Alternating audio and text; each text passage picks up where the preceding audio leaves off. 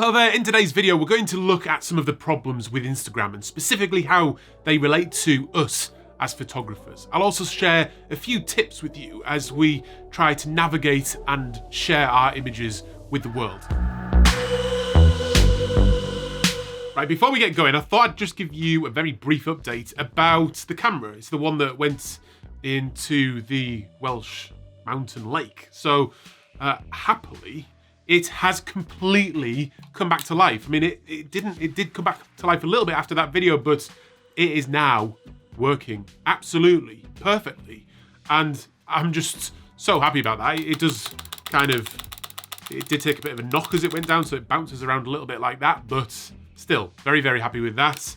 There was a lot of advice given out about how to deal with it, but I just put it in the airing cupboard for a bit, give the sensor a little wipe with my t-shirt, and everything was fine. Like many of you, I spend many hard-earned days, months, years even, sometimes, trying to craft the perfect photograph. After all that effort and the accompanying financial costs, I'm not afraid to say that I want as many people as possible to see that work. Getting our pictures in front of people has always been a big challenge for photographers, but the internet has really made it easier than ever to actually publish your work. Actually getting people to see that work, though, is still a challenge, and if you're looking to be discovered or bring attention to your work, it would be a very bold move to ignore the billion-plus people that are using Instagram every single day. And it's here that we run into our first problem. After Facebook acquired Instagram, it was inevitable that there was going to be some changes, some for the good and some for the bad. Like with any algorithm on a social media platform, Facebook claimed that the Instagram algorithm would feed me content that I loved or that perhaps I might have missed. Now, sometimes that might be true, but what it really means from a user's point of view is that carefully curated feed is now rendered completely useless, and I regularly miss content from my favourite people and photographers. Fundamentally, the whole point of an algorithm is to create an ad product, because by reducing that level of organic reach, Facebook and Instagram can now charge us to boost a post or create an advert that will then bump your picture up above that organic content. Now, I'm not going to cry about this because actually as a professional photographer, it's actually a really reasonable ad product. You get good reach and it's not too expensive. But for most users, what it means is that we've got increased numbers of adverts in our feed, and trying to discover an audience is potentially more difficult than ever. One of the best ways I've found to get around the algorithm is to essentially become a dedicated member of the community. So say if you're a landscape photographer, follow the hashtag landscape photography, and then every day seek out 10 photos from individual photographers rather than the repost accounts, and then tell that photographer exactly why you like the image. Putting that positivity out into the world should be fun, and you'll get to see lots of great pictures every day, and you'll be amazed what you get back in return. Part of my response to these algorithms and ad-driven platforms was to create the Raw Room, a completely ad-free platform that puts creativity front and center. For the price of a magazine or a couple of cups of coffee each month, you can get access to a growing number of photography courses, tutorials, and creative inspiration. After just a few months, there's already 60 high-quality video lessons, and that includes the Landscape Photography Masterclass. It also includes the Water Drop Photography Masterclass, which I released very recently. It also includes one-to-one critiques, exclusive offers and discounts with some top brands, all my Lightroom presets, and a monthly photo challenge. If you are looking to improve your photography, then this is the place for you. And at just £5.99 a month, I think it represents exceptional value, and you can cancel at any time. Just head over to firstmanphotography.com/rawroom or hit the link down below, and you can start taking the next steps on your photography journey today. For me, the biggest problem with Instagram today is bots. Now, there are two types of bots that I take issue with. The first one is when someone sets up a bot on their own account and it will act on their behalf to follow and unfollow and leave likes on people's pictures and also leave some very simple comments based on a hashtag. The second type of bot, in my opinion, is much worse, and it involves the creation of fake accounts that are then used by services that promise to bump your follower numbers and likes up. These services look very clean and very professional, and they sell you the likes and follows in a way that actually seems on the surface very, very honest. Underneath the surface though, it's just a tidal wave of these fake accounts that are created purely to bump up the numbers. The problem is that these things are getting smarter all the time. They behave like real accounts, which includes dishing out likes and follows on genuine accounts like mine and like yours. Let's just dip into my account so I can show you exactly what I mean. Right, let's go straight into the Instagram app. And if we just come to the home screen here and then bring up my likes, and this is a good way to see what's going on. So let's just look through a few of my recent likes here, like this one here, look. Let's have a look at that one. That is very possibly a fake account. There's no posts on there. It's got 52 people following us, no picture, a strange name. That's a perfect example. So I'll just go into there and block that. What concerns me more though is when it's people following you. So I get loads of fake followers, unfortunately. So let's just go and have a look at some of my recent followers. Andrew Crabb there, probably a real person there. Let's go and have a look at this one here. Very possibly a fake account there. Again, it's a public post, no post, 6 people following. Let's have a look at what other accounts that's following. Yeah, just sort of other random ones there. I mean, that one there, that's just utter nonsense. Completely fake, and has given a like to one of my pictures. MSRNAPC has started following me 8 hours ago. Let's click on that one. I mean, utterly a fake account. And then if I click on who they're following, a lot of sort of big names there, National Geographic, that kind of thing.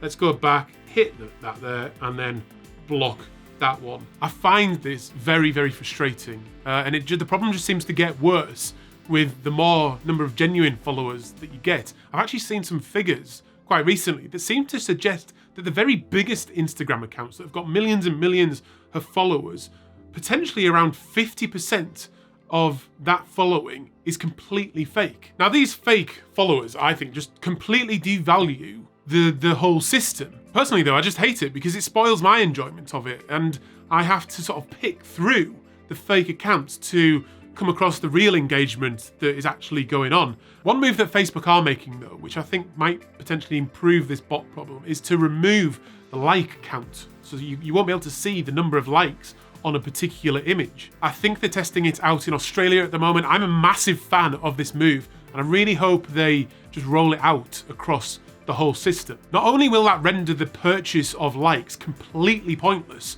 but I think it will also be good from a mental health point of view.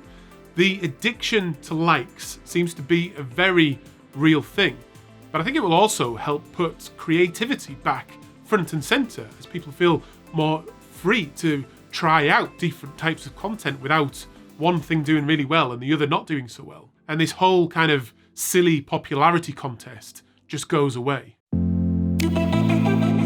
Let's talk about the photograph itself. Now, clearly Instagram is not the best place to view a photograph on that small screen. Another problem with Instagram and the actual photograph is something similar to what happens in the music industry. Now, when a new song is released, the artists and the recording studio will do everything they can to promote that track. For decades, there's been increasing efforts to make a track louder and louder and louder, and this has become known as the loudness wars.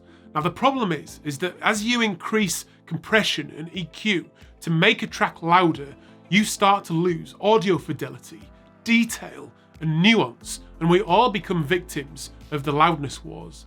Now, a very similar thing is happening in photography, but it's the saturation wars.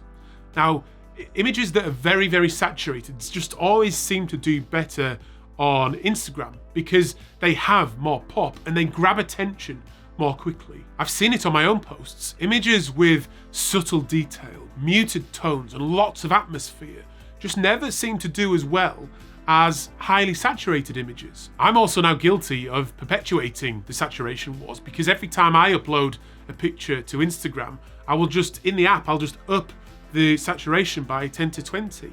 And it always seems to result in my images being seen by more people as that performs slightly better. To counter this, it's why I spend so much time trying to convince photographers to print their work.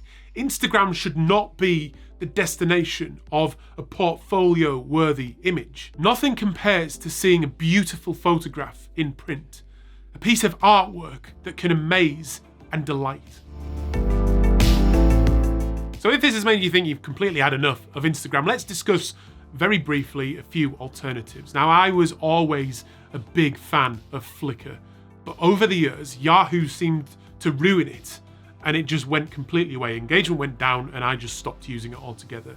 But since SmugMug bought Flickr, it seems to be making a bit of a resurgence, and it's something I'm going to test out and start using again to post my images. So because unlike Instagram, you can see those images in a much higher resolution. It's just a better place to view them.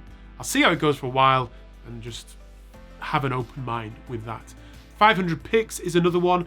I will often use 500 Pix to search out good photography because there's a good amount of photography getting uploaded there, which is very beautiful.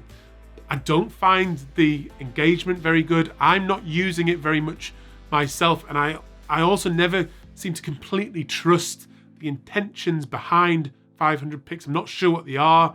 Are they a sort of stock service? I just don't know. I probably need to do a little bit more research, but it's not something I'm particularly using myself. Flickr and 500 Pix are both sort of designed as desktop options first. There are a couple of new mobile options which I have been playing around with. The first one is Vero. Now, when that came along, it seemed to have quite an initial impact where a lot of photographers were talking about it. I've noticed recently on that again, engagement's just dropped, so I'm not sure it's caught on yet. The latest one that I've been messing around with just a little bit is called Dayflash. Again, it seemed to get quite a lot of press when it first came out. There are a reasonable number of users on there. It's very, very new, but it does seem to help you view the image in a slightly better way, and it will let you show your, particularly for landscape photographers, it will let you show your image in a horizontal way. So that's quite good. I'm going to have a further play with that, but it might be something you want to check out, and obviously give me a follow. Right, so I hope you've enjoyed that and it's given you a little bit of food for thought, but do check out the Raw Room at firstmanphotography.com/rawroom, or just hit the link down below, and I will see you on another one very, very soon. I'm Adam. This is First Man Photography, out.